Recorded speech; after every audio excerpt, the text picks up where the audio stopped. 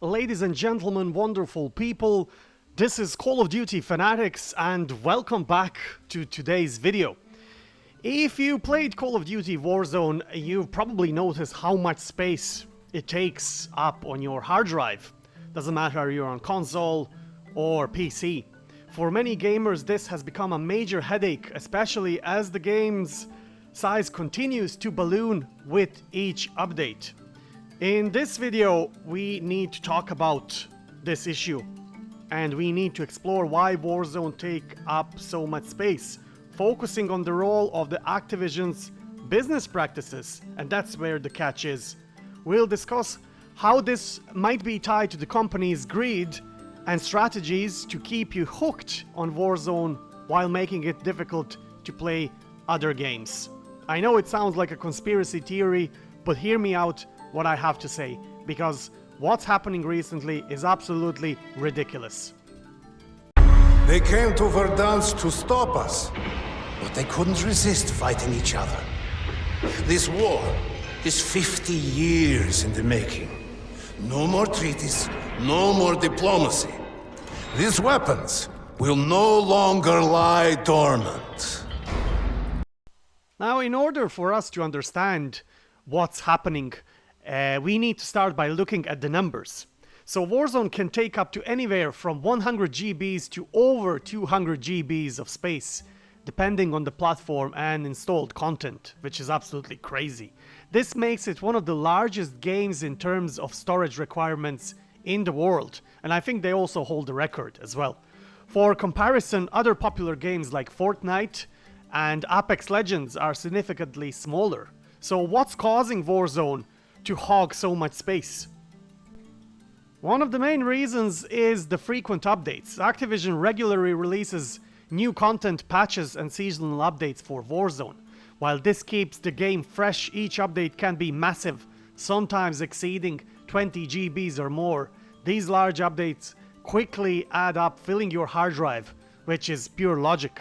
But let's just take a close analysis on the last Warzone Season 5, mid-Season 5 update, or Season 5 Reloaded update, which was nearly 150 GBs, guys, which is nearly the total size of the whole game, which, again, it's absolutely crazy. What's even more crazier is that there is absolutely no new content in the game. And I know, many of you will say, oh yeah, they added a Black Ops 6 beta version for testing and this and that. Yes, guys, that game won't be bigger than 30-40 GBs for testing. So it's crazy that we got 150 GBs of update and there's nothing new in the game. There's no content, there's no updates. I remember when we had Modern Warfare 19, let's say Season 5, 4 and 6, when we had 30 GB updates, the whole game was just flourishing with the new content, especially Warzone. You had bunkers, you had the new blueprints, you have Easter eggs, you have railway station, you had plenty of things over there. Now we are absolutely not getting anything, and the sizes of these updates are getting bigger and bigger. So somebody is playing somebody here. Somebody is foolish.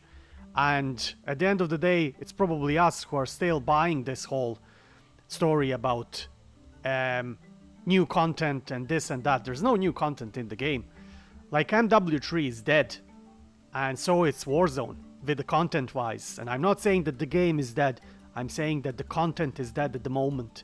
So we don't have anything new in the game, everything is stale and boring, and I don't know why they need to take 150 GBs of our space. But there's a catch in that as well. We'll get to the point later on during this video.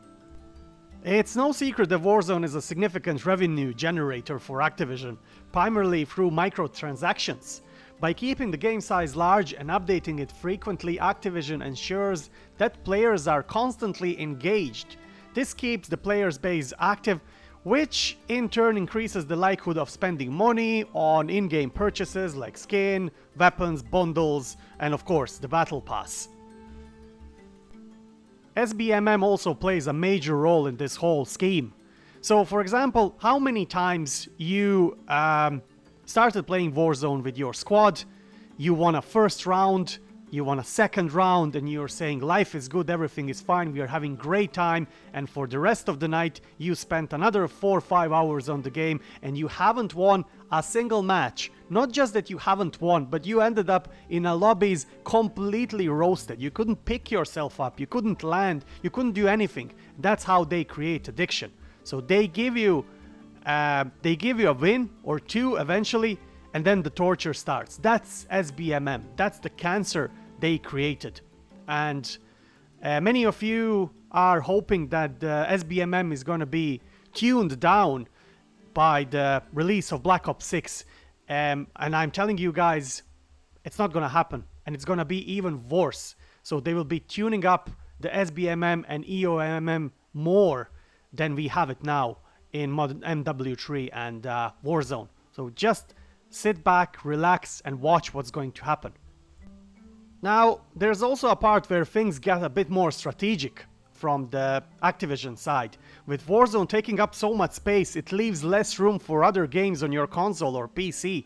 Players with limited storage may find themselves deleting other games to make room for Warzone updates. This creates a subtle pressure to stay invested in Warzone, as uninstalling and reinstalling can be a hassle. By monopolizing your storage, Activision effectively keeps players tied to their ecosystem. And that's what this whole thing is about. They're literally making you play this game. So for example, you want to have a casual night with your squad, play a few games.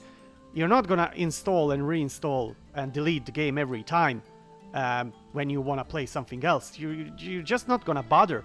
And you will keep the Warzone all the time on your disk space, which takes a significant amount of storage, and then you can't play other games, you can't install anything. Let's say you have 500 GBs of the storage, or let's say 1 terabyte of your storage. It's not enough.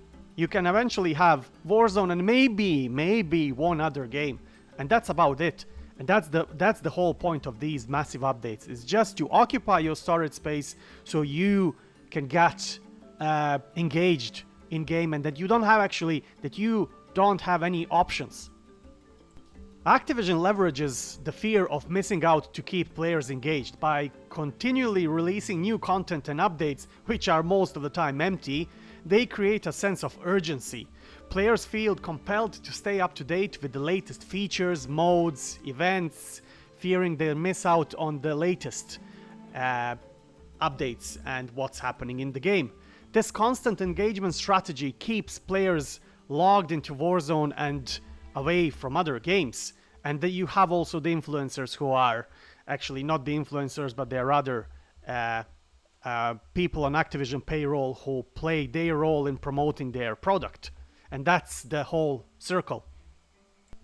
Now, when we talk about playing content, Warzone offers a wide range of it, from Battle Royale to Plunder, Resurgent, limited time events and collaborations. The variety keeps players engaged, but also requires significant data. Activision's approach is to keep the game as the go-to platform for diverse gaming experience, reducing the need to play other titles. This all-in-one approach adds to the game sizes, further tying players to Warzone, and we just spoke about it. It's creating addiction. The ever-increasing size of Warzone has led to frustration among gamers. For those with limited storage capacity, it becomes a juggling act to manage space for Warzone and other games.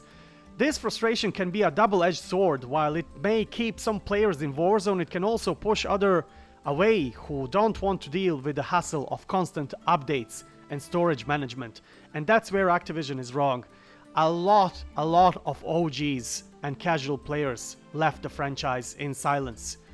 They just decided, I'm just gonna delete this game and play something else. And they are not bothering to install the game again, which is very sad. And these tactics that Activision is applying is not gonna end well in the long run. So we have to admit that Activision's strategy has been successful in keeping Warzone at the forefront, but there's a risk of backlash as well. Players could grow tired of the space demands and choose to move to other games that are less taxing on their systems. If this frustration becomes widespread, it could hurt Warzone player base in the long run. And that's exactly what we are talking about for the last 10 minutes. And then we have Delta Force. That game is absolutely beautiful. And don't get me wrong, I'm not trying to promote here any other games. I'm an absolute hardcore Call of Duty fan. But Delta Force is something that could definitely compete with Call of Duty franchise, and especially when it comes to the extraction mode, which is DMZ from the Call of Duty perspective. And the game, as I said, is absolutely gorgeous. It's beautiful, and it's gonna be a strict competition for Call of Duty. So in conclusion, the massive size of Call of Duty Warzone is not just a technical issue, but a strategic one.